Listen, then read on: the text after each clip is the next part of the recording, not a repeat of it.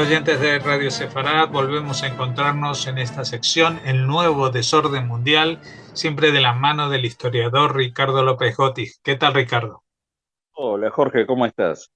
Bueno, la verdad es que leyendo los periódicos o más actualmente viendo las noticias en televisión o en los medios, pues realmente la historia está apareciendo y cambiando por minutos delante de nuestros ojos, ¿no? Estamos viendo que la semana pasada hablábamos de la recomposición del ejército ucraniano de forma tímida, pero que están reconquistando posiciones perdidas. Y ahora estamos viendo otras situaciones, no solamente estrictamente bélicas con el tema de Rusia, que llaman bastante la atención, ¿no? En este nuevo desorden mundial que estamos viendo y sobre todo en los territorios que alguna vez fueron parte del Imperio Ruso y después de la Unión Soviética, que recordemos que era la Unión de Repúblicas Socialistas Soviéticas, que después de la Segunda Guerra Mundial fueron 15, cuando en la Guerra Mundial conquista los tres países bálticos, ahí anexa tres repúblicas socialistas soviéticas más. Bueno, lo que estamos viendo es una serie de problemas de carácter limítrofe y étnico derivados de todo ese largo tiempo. Es decir, el propio Imperio Ruso hizo una gran mezcla de identidades étnicas. De hecho, trató de borrar la idea de lo ucraniano, imponiendo lo ruso, pero con un gran desplazamiento de pueblos y de identidades religiosas, pero sobre todo lo que estamos viendo hoy, en parte es por toda la política demográfica de Stalin. Stalin removió, por ejemplo, de la península de Crimea a los tátaros, que es un pueblo de origen túrquico y de identidad musulmana. Bueno, él los remueve de ahí en 1944, eh, aduciendo que habían colaborado con el nazismo, y ahí vemos el criterio de la culpabilización colectiva. Remueve a todos los tátaros de Crimea, los manda hacia Central y obviamente va a repoblar la península de Crimea con población rusa. Por eso es que hoy tenemos parte de este problema en la península de Crimea, que fue anexada por Rusia en 2014. Pero acá lo que vemos también es que cuando termina la Unión Soviética como tal, en 1991, las repúblicas que quedaron, ¿no?, que se quedaron independientes, conservan los viejos límites que tenían como Unión de Repúblicas Socialistas Soviéticas. Y acá hay que advertir que esas fronteras están respaldadas por la llamada Convención de Helsinki de 1975. Esa convención de Helsinki se celebró entre los países de la OTAN y los del Pacto de Varsovia, en un país que en ese entonces era neutral, como era Finlandia, en la ciudad de Helsinki, que fue un gran acontecimiento político en el marco de la distensión que hubo en la Guerra Fría, en el periodo de Brezhnev, coincidiendo con Nixon y luego Ford. Y se crea, a partir de esa convención, la Organización para la Seguridad y la Cooperación Europea. Este es el organismo que intentó de alguna forma monitorear la frontera que quedó en 2014 entre Rusia y Ucrania, en particular las regiones separatistas de Lugansk y Donetsk, que es donde ahora vemos que se está convirtiendo en el principal escenario de la guerra entre Rusia y Ucrania. Pero como ya nuestra audiencia sabe, también estamos viendo problemas en el Cáucaso. Ahí estamos viendo una frontera irresuelta entre Armenia y Azerbaiyán, que periódicamente tiene enfrentamientos. La guerra de Nagorno-Karabaj, que comenzó inmediatamente cuando se descompone la Unión Soviética, y que de hecho hace muy poco tiempo atrás también vimos cómo es que esa guerra se retoma en el Cáucaso en pleno tiempo de la pandemia, y que ahora estamos viendo cómo es que nuevamente hay enfrentamientos en esa frontera. Pero también hay países que han sido víctimas de toda esta política rusa, sobre todo a partir de Vladimir Putin, de provocar secesiones de pequeños territorios y reconocerlos como países. Estamos hablando del caso de Georgia, en donde hay dos regiones como Abjasia y Osetia del Sur, que en el 2008 se provoca a partir de Rusia la separación de estas dos regiones y que solo Rusia las reconoce como países independientes.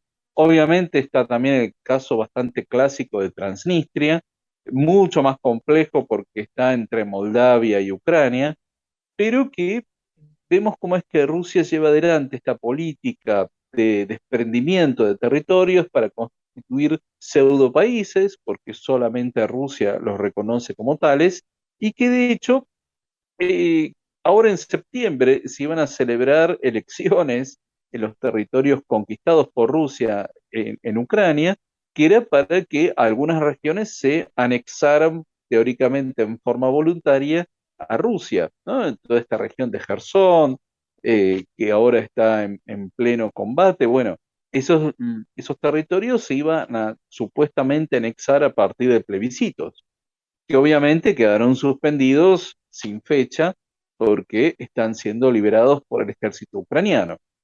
Entonces, es muy interesante tener en cuenta que esto viene desde larga data, pero además el gobierno de Rusia, en ese entonces presidido por Boris Yeltsin, en 1994, firmó lo que se llama el Memorándum de Budapest. ¿Por qué? Porque de acuerdo a lo que se decide con respecto a las armas nucleares que tenía la Unión Soviética, que obviamente no estaban solamente en territorio ruso, sino también en otras partes de la Unión Soviética, lo que se decide es que Ucrania va a ceder su arsenal nuclear a Rusia, y esto lo va a firmar el entonces presidente Leonid Kuchma, y que se compromete a cambio de ceder este arsenal nuclear para Rusia, se compromete Rusia a que va a respetar las fronteras de Ucrania. Obviamente Putin se ha olvidado del memorándum de Budapest, pero acá lo interesante es que hubo varios países que fueron garantes de esto. Son Estados Unidos, Gran Bretaña, luego adhirieron Francia, la República Popular China, es decir, los que son miembros permanentes del Consejo de Seguridad, en el momento o después refrendaron el memorándum de Budapest con respecto al arsenal nuclear, de que estaba en Ucrania. Es decir, Ucrania, de no haber firmado ese pacto, ese memorándum, podría ser una potencia nuclear. Bueno, lo cierto es que cede ese arsenal nuclear a cambio de que Rusia se comprometiera a respetar esas fronteras. De modo que vemos cómo es que Rusia ha ejercido un control y una presión bastante fuerte sobre todos sus vecinos, y también es muy probable que veamos, quizás en los próximos meses, tal vez en los próximos años, algún tipo de conflicto en Asia Central con respecto a lo que se llama el Valle de Fergana, que ahí hay una mezcla entre uzbecos, tayikos, kirguisios, ¿no? Hay una gran mezcla en una geografía bastante complicada, que tiene que ver con la política demográfica que hizo Stalin, porque justamente su objetivo es que ninguna república socialista soviética tuviera homogeneidad étnica, ¿sí? Justamente para que no tuviera aspiraciones de separatismo e independencia. ¿Y qué rol juega la República Popular China en esto? Lo menciono porque tanto Rusia como China y cuatro de las repúblicas de Asia Central, y ahora se han sumado Irán y algunos países más, pero los originales son seis, eh, firmaron lo que se llama la Organización para la Cooperación de Shanghái. Y esa organización se compromete a luchar contra el extremismo, contra el terrorismo y contra el separatismo. Es decir, ahí es donde vemos que Rusia, una vez más, no cumple con lo que ellos mismos han firmado y las organizaciones que son miembros, ¿no? Porque la Organización para la Cooperación de Shanghái se compromete a luchar contra el separatismo y sin embargo Rusia durante la presidencia de Putin, este largo tiempo, ¿no? De estos últimos 20 años, ha promovido diversos separatismos, no solo obviamente, en los países vecinos, sino que, y esto está cada vez más claro, en distintas partes de Europa para, bueno, con otros objetivos políticos. Pero esto entra en colisión con este compromiso de la Organización para la Cooperación de Shanghái y sobre todo la política exterior de China está muy en contra de esto. Obviamente en este contexto de la guerra de Ucrania no puede salir a declararlo abiertamente porque bueno, tiene un rol un poco ambiguo en este conflicto de apoyo, pero no tan explícito ni directo ni de armas a Rusia en esta guerra. Pero lo cierto es que para la propia China esto les genera un problema porque ellos justamente no quieren que haya separatismos de territorios como son el Xinjiang, donde están los uigures, en Manchuria, en Mongolia, en Tíbet.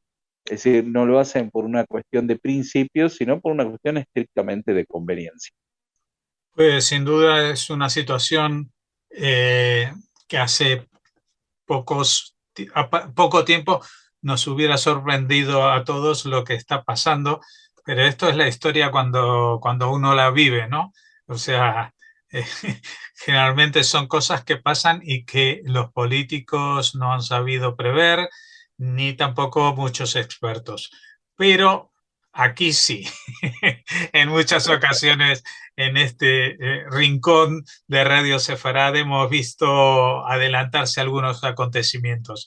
Así que veremos qué es lo que pasa, como dices tú, en esta zona, especialmente en Asia Central, en este terreno prácticamente desconocido que está entre China y Rusia, digamos, que Que no se le presta la debida atención.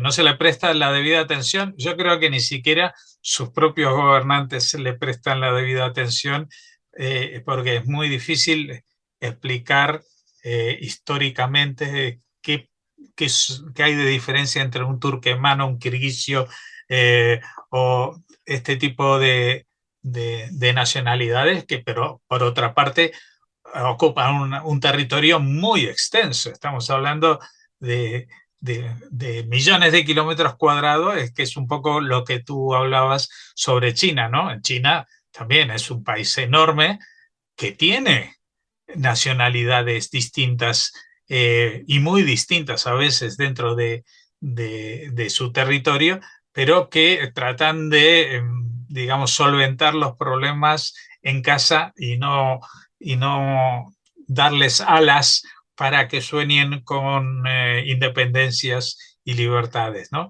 Pues Hubo nada, un- Quiero añadir algo. Hubo un analista político que llegó a ser asesor de seguridad nacional con Carter, Brzezinski, que él se anticipó bastante. Hay un libro que él tiene que se llama El Gran Fracaso, que lo escribió en el año 86, 87, y en el que justamente señala el problema de los grupos étnicos, nacionales, religiosos que había en la Unión Soviética y que esto iba a llevar a algún tipo de separatismo. Y cosa que no ocurría en la República Popular China porque el 90% son de la etnia Han. Y claro. las otras minorías, que son 40 minorías, en total reúnen el 10%. Por lo tanto, hay una superioridad numérica de la etnia Han en China que no existía en la Unión Soviética. La Unión Soviética, el 40% aproximadamente, no, perdón, el 60% eran rusos y el otro 40% eran distintos nacionalidades. Bueno, vamos a tener que seguir escuchándote semanalmente para saber un poco más de lo que pasa, también con la perspectiva de lo que pasó, para saber lo que posiblemente pueda llegar a pasar. Muchas gracias, Ricardo López Otis. Hasta la próxima.